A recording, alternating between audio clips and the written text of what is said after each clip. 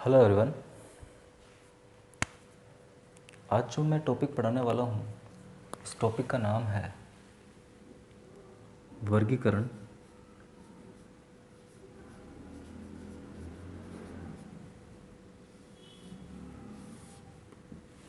तो देखिए स्टूडेंट्स, वर्गीकरण की यदि मैं बात करूँ तो इसके सिंपल से डिफाइन हो जाएगी कि जीवों को पहचान कर उन्हें विभेदित करके समूह में बांटना ताकि उनके आपसी संबंधों का अध्ययन किया जा सके, उसे हम वर्गीकरण कहेंगे।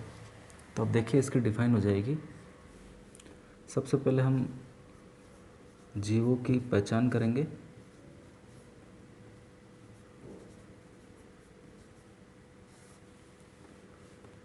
फिर उन्हें विभेदित करेंगे।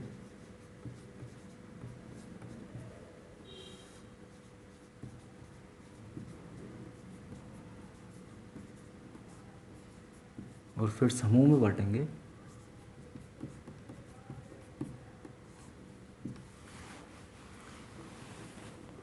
ताकि उनकी समानताओं का अध्ययन किया जा सके।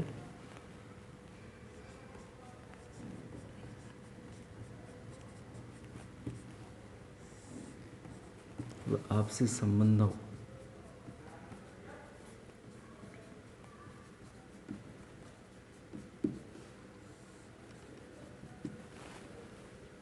अध्ययन। तो एक सिंपल सी परिभाषा हो जाएगी वर्गीकरण की कि जीवों को पहचान कर उन्हें विभेदित करके समूह में बांटना ताकि उनकी समानता और आपसी संबंधों का अध्ययन हम कर सकें, वर्गीकरण कहा जाएगा। इसके प्रमुख उद्देश्य की यदि हम बात करें कि वर्गीकरण का प्रमुख उद्देश्य क्या हो जाएगा, तो अब देखिए स्टूडेंट्स, इसका प्रमुख उद्देश्य हो जाएगा कि अत्यधिक संख्या में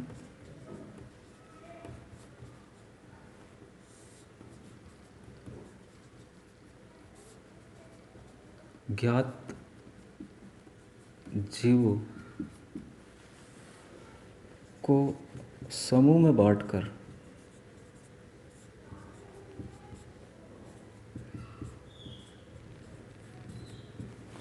हमारे पास जो जीवों की संख्या है वो अत्यधिक है, असंख्य है, उनको समूह में बांटकर उनका सरलता से व सहजता से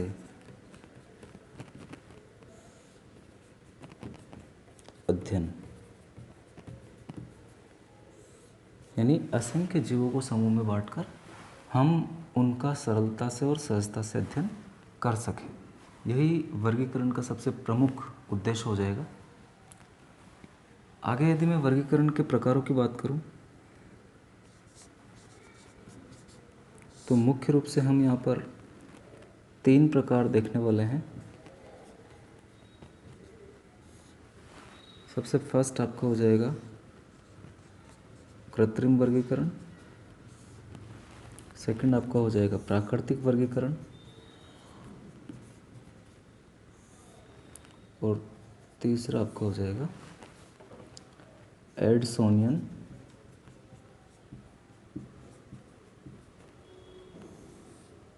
या फिनेटिक वर्गीकरण।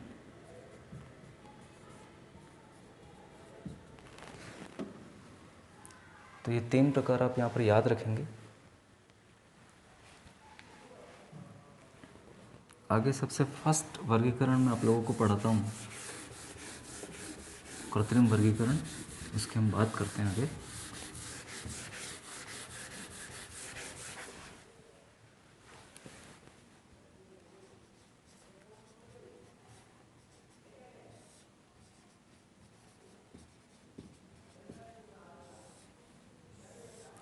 तो देखिए स्टूडेंट्स, कृत्रिम वर्गीकरण जो होता है वो केवल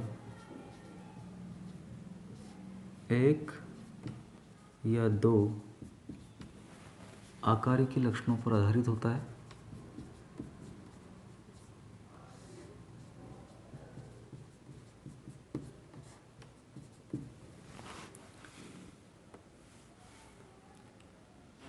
लीनियस ने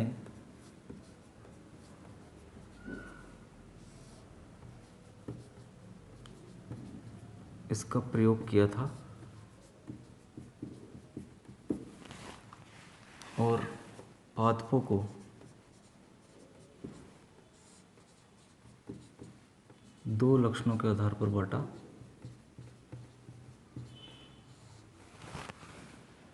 पहला लक्षण उन्होंने लिया था पुंकेसर, अब देखेंगे, जिन्हें हम स्टेमन के नाम से भी जानते हैं, और दूसरा कैरेक्टर उन्होंने लिया था अंडप, जिन्हें हम कार्पल के नाम से भी जानते हैं।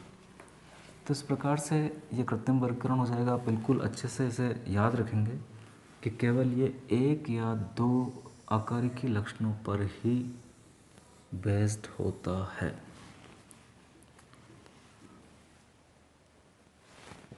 सेकंड हम बात करते हैं प्राकृतिक वर्गीकरण की।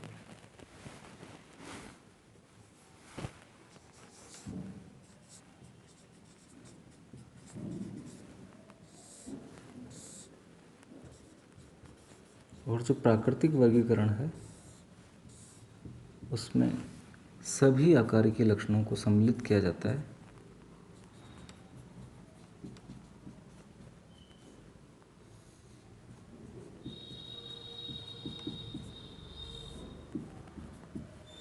सभी आकारिकी लक्षणों पर आधारित होता है। इसके अलावा यदि हम बात करें तो एक पादप का संपूर्ण वर्गीकरण दिया जाता है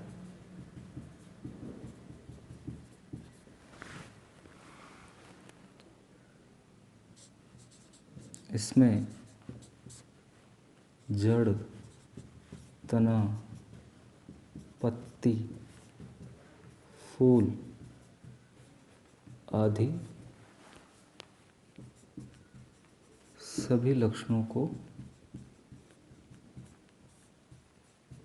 देखा जाता है।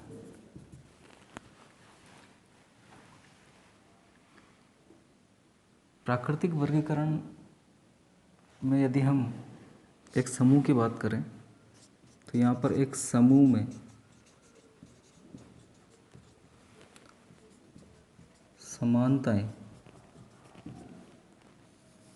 ज़्यादा दिखाई देगी कृत्रिम वर्गीकरण की तुलना में, क्योंकि कृत्रिम वर्गीकरण में एक या दो लक्षणों में समानता होती है एक समूह में, बाकी असमानताएं ज़्यादा होती है। तो यहाँ पर एक समूह में समानताएं ज़्यादा मिलती है। मुख्य रूप से जो प्राकृतिक वर्गीकरण है यह है पादपों की समानताएं, पादपों की समानताओं व असमानताओं को दर्शाता है।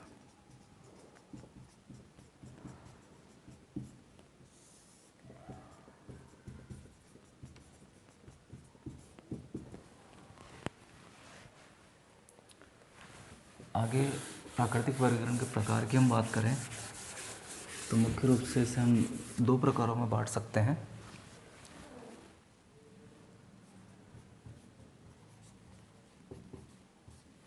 सबसे पहला आपका हो जाएगा प्राकृतिक फॉर्मल, इंग्लिश वर्ड, आप इंग्लिश वर्ड इसी तरह याद रखेंगे। और दूसरा आपका हो जाएगा प्राकृतिक जातिवृत्तीय।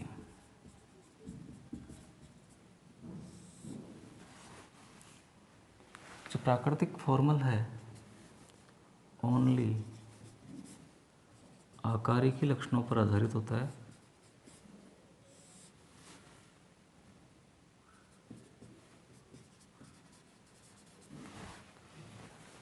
यहाँ पर जाति वृत्तीयता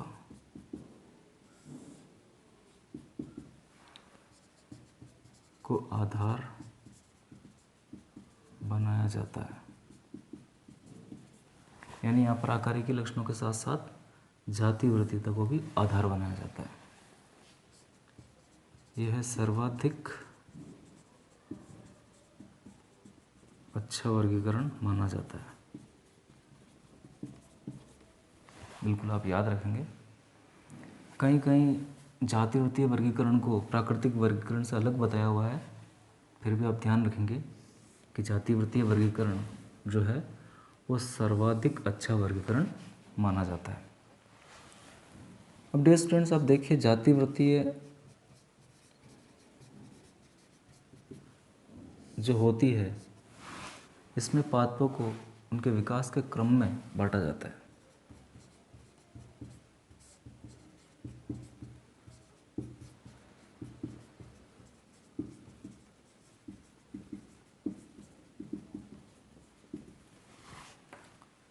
पात्रों को उनके विकास के क्रम में या विकासीय संबंधों के क्रम में बांटा जाता है। आगे यदि मैं बात करूं तो जाति वृत्तीयता शब्द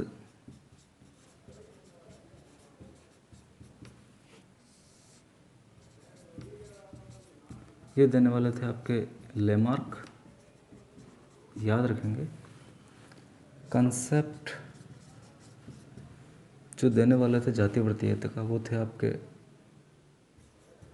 अर्नेस्ट हीकल। बिल्कुल आप ये सारे प्रश्न याद करेंगे और जाति वृत्तीयता को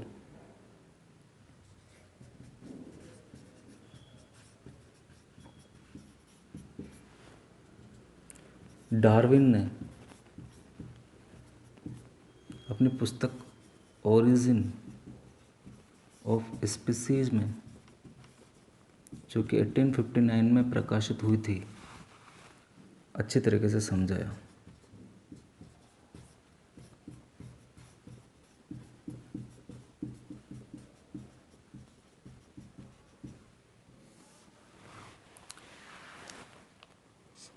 आगे हम एक शब्द लेते हैं जीनियोलॉजी। इस शब्द का अर्थ आप समझेंगे। इसका अर्थ होता है विकास का वंशक्रम। यदि हम पादपों की जीनियोलॉजी देखें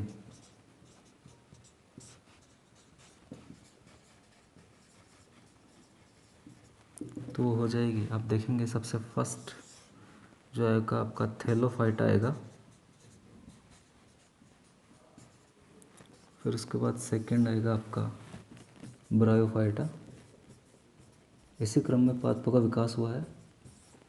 थर्ड आपका टेरिडोफाइटा आएगा,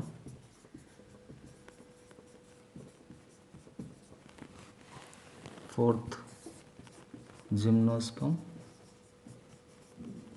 और फिफ्थ आपका आ जाएगा एंजियोस्पर्म, जिन्हें हम फ्लावरिंग प्लांट्स भी बोलते हैं। ये एडवांस्ड प्लांट है, सर्वाधिक विकसित जो प्लांट्स है वो एंजियोस्पर्म में आ जाएंगे। तो इस प्रकार से डियर स्टूडेंट्स आपका प्राकृतिक वर्गीकरण कंप्लीट हो जाता है। फाइलोजेनेटिक वर्गीकरण को हम क्लैडिस्टिक वर्गीकरण के नाम से भी जानते हैं, वो भी आप लिख लीजिए। फाइलोजेनेटिक जो इंग्लिश वर्ड है, क्लासिफिकेशन, इसे क्लैडिस्टिक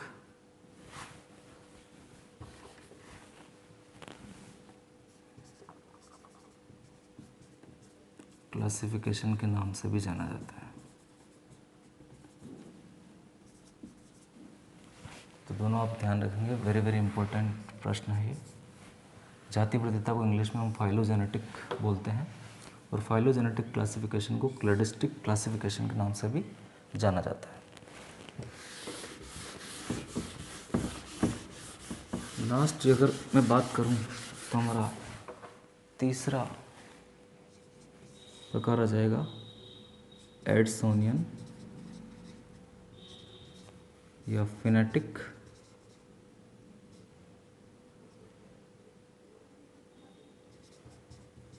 या न्यूमेरिकल क्लासिफिकेशन, और इसके आप याद रखेंगे सोकल एंड स्नीथ ने इसे बताया था। इसमें समानताओं व असमानताओं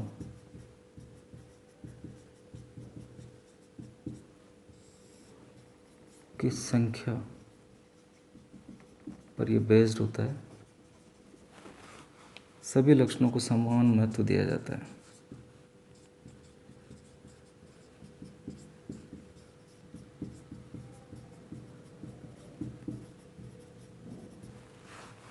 नोट डाल के आप लिखेंगे, प्राकृतिक वर्गीकरण में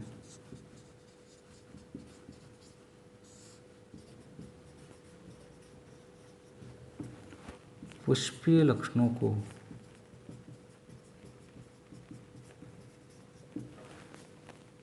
कायिक लक्षणों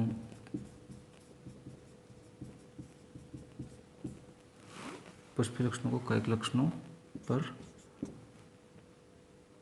अधिक महत्व दिया जाता है।